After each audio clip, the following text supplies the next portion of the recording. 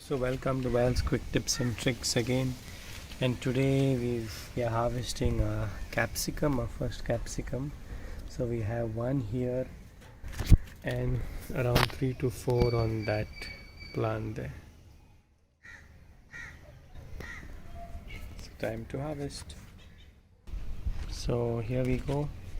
Keep part of the stem so it remains fresh. Now to the next plant. Now here we have around 1, 2, 3, 4 and 5.